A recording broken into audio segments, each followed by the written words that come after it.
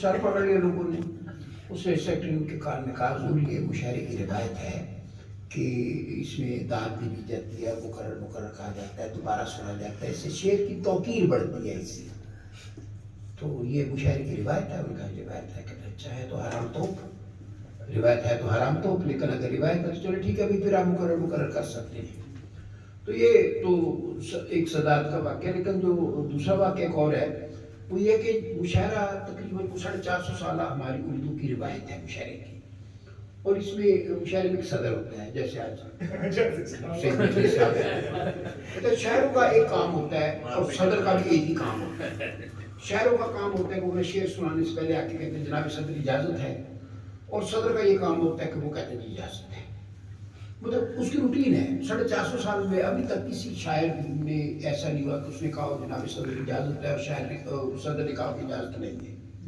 تو مطلب وہ اجازت مانگتا ہے, وہ دے دیتا ہے. سب کچھ یہ بڑی خوش اسلوبی سے آٹومیٹک ہو جاتا ہے. ایک مشاعرہ ہو رہا تھا طاہر صاحبان میں, تو اس میں صدارت میں کر رہا تھا. بہرحال منتظمین کا اس میں قصور ہے, میرا تو کوئی قصور نہیں. بہرحال مجھے صدارت انہوں نے دے دی. میں نے جب وہ اسٹیج پہ بیٹھا تو میں نے ایک شاعر کو دیکھا. وہ شاعر کو پہلے سے جانتا تھا. وہ شاعر ایک تو بہت زیادہ کلام سناتا تھا اور اس کا بے وزن بڑا پڑتا تھا. میں نے کہا کہ اگر آج اس نے مجھ سے یہ پوچھا کہ جناب صدر اجازت ہے تو میں نے کہا میں نے کہا چلے کوئی روایت ہے, روایت چھپنی کی جائے, اس میں کیا حرج ہے. تو وہ آیا اور اس نے میرے سے حسب معمول پوچھا کہ جناب صدر اجازت ہے. میں کہا نہیں. طاہر بشیر صاحب اس نے میری نہیں کے باوجود سنانا شروع کر دیا. سنانا شروع کر دیا, اتنا ہی سنایا اور اسی طرح بے وزن سنایا جس طرح ہمیشہ سناتا ہے. تو اس دن مجھے یہ پتا چلا کہ یہ جو مشاعرے کا صدر ہے اس کی عزت اسی میں ہے کہ یہ اجازت ہے. کیونکہ اگر وہ نہ بھی کر دے گا تو اس کی ماننی تو کسی نے نہیں. تو اس لیے یہ ہے کہ دوسرا یہ معلوم ہوا کہ جو مشاعرے کا صدر ہے یہ مطلب بالکل گیا گزرا اور جسے کہتے ہیں کاغذی صدر ہوتا ہے. صحیح بات ہے, آپ ہی ہیں صدر جناب. اور دیکھیں جی, صدارت تو پہلے جس نے جس کو دے دی صدارت اسی وہ ایسے ہوا نا کہ وہ کسی حکیم کے پاس گھوڑا بیمار ہو گیا نا, تو حکیم کے پاس اس لوتری کے پاس گیا. اس نے کہا کہ وہ گھوڑا بیمار ہے. تو اس نے کہا کہ گھوڑے کی دوائی بنا کے دے دی. اس نے کہا گھوڑے کو کھلاؤں کیسے. اس نے کہا کہ اس کو لڑکی میں کرا کے تو اس کو نا پائپ میں یا بانس خالی میں تو گھوڑے کو منہ میں رکھ کے پھونک مار دے رہا تو گھوڑے کو منہ میں چلی جائے گی. اس میں بڑا آسان کام ہے. چلا گیا, آدھے گھنٹے میں واپس آیا, جی ایک پوڑیا اور دو. انہوں نے کہا کیا ہوگا. انہوں نے کہا جی گھوڑے میں پہلے پھونک مار. تو سعید وزیر صاحب آپ اب صدارت مجھے نہیں دے سکتے. میں نے پہلے پھونک مار, میں پہلے پھونک مار. میں نے بھی سوچ لیا کہ اپنا آئندہ اگر کبھی خدا نخواستہ صدارت مل گئی تو بظاہر ایسی صدارت کا فائدہ کیا. پہلی بات تو یہ ہے کہ مطلب ممنون حسین کے پاس بھی زیادہ اختیارات ہو جس صدر سے.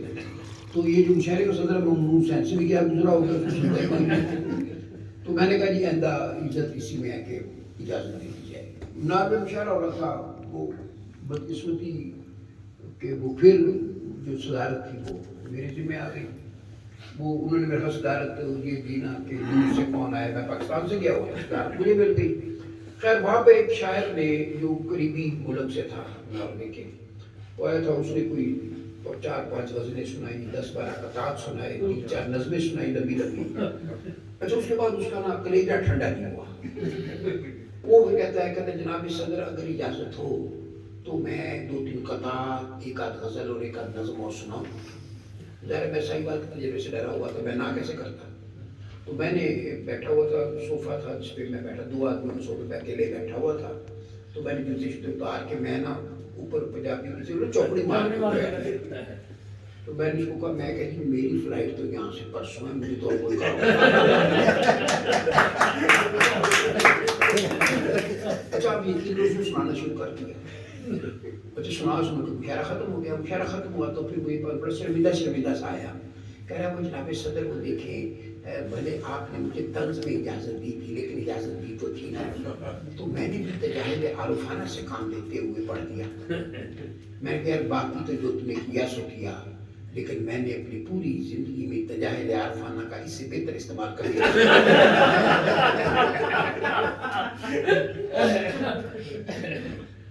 تو بہت سی چیزیں شہروں میں ہوتی رہتی ہیں. تو ایک تازہ قطع ہے جی، کبھی تکے لگاتے تھے تو سارے رائٹ لگتے تھے، کبھی تکے لگاتے تھے تو سارے رائٹ لگتے تھے، اور اب چالاکیاں بھی اپنی ساری رنگ جاتی ہیں. کبھی تکے لگاتے تھے تو سارے رائٹ لگتے تھے، اور اب چالاکیاں بھی اپنی ساری رنگ جاتی ہیں. کبھی بیگم بلاتی تھی یہ دل بلیوں چلتا تھا، وہ اب آواز دیتی ہے تو کام پہ ٹانگ جاتی ہے.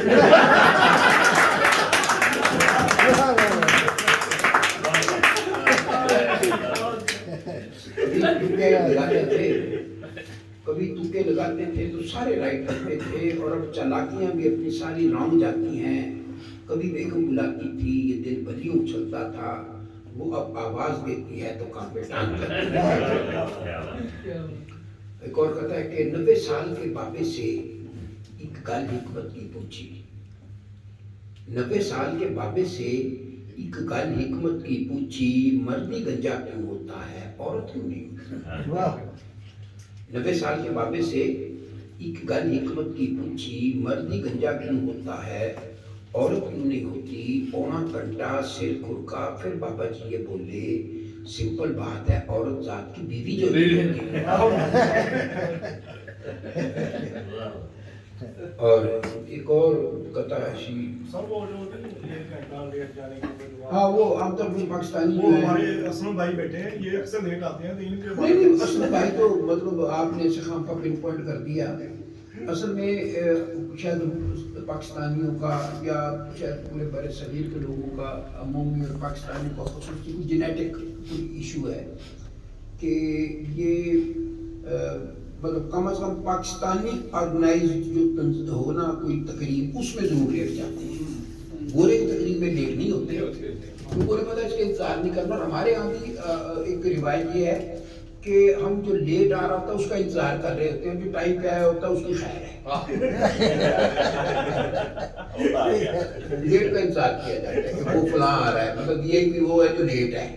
اور اسی لیے پاکستان میں تقریب کا جو وی آئی پی ہوتا ہے وہ اسی لیے میرا خیال لیٹ آتا ہے. تو اس پر ایک چھوٹی سی دو مصروں کی ٹوٹل نظم ہے، چھوٹی سی نظم کہ لیکن اس کا عنوان جو ہے وہ تقریباً 2.5 سطروں کا ہے.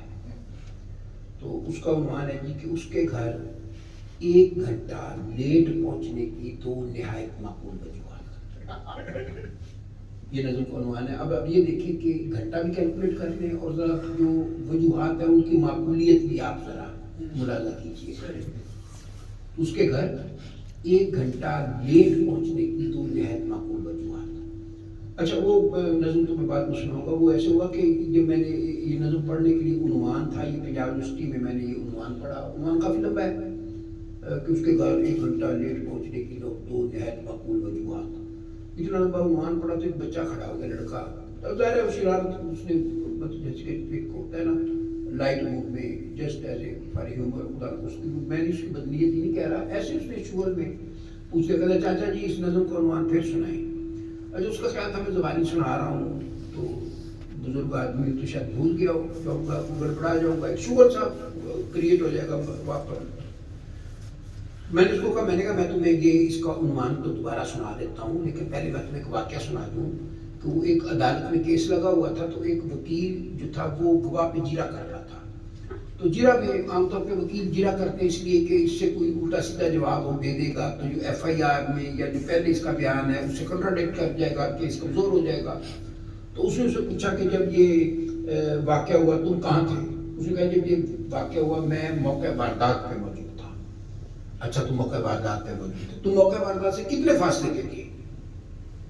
उसे कहा जी मैं उस वक्त मौका वारदात से 72 गज 2 फुट 10 इंच और 3 सूत्र के फासले पे था। और जब इतना एग्जैक्ट फासला गवाह ने बताया तो वकील के हाथों के तोते उड़ गए। वकील परेशान हो गया, वकील ने उसे गड़बड़ा गया, उससे कहता है कि तुमने इतना एग्जैक्ट फासला कैसे बताया? उसने कहा जी बस ऐसे जब मैं सुबह घर से निकलने लगा तो मेरे ऐसे दिमाग में आया कि हो सकता है उल्लू का पट्टा अदालत में मेरे से ये सवाल कर दे।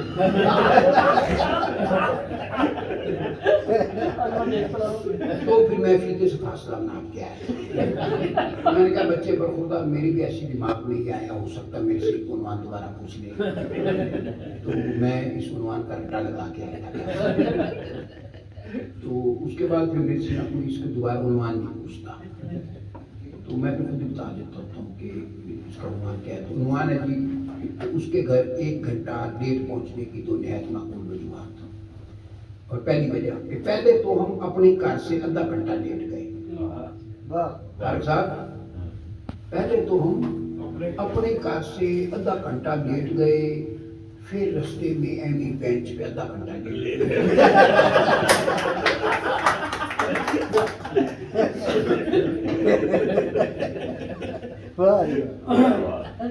बस नजर खत्म हो गई।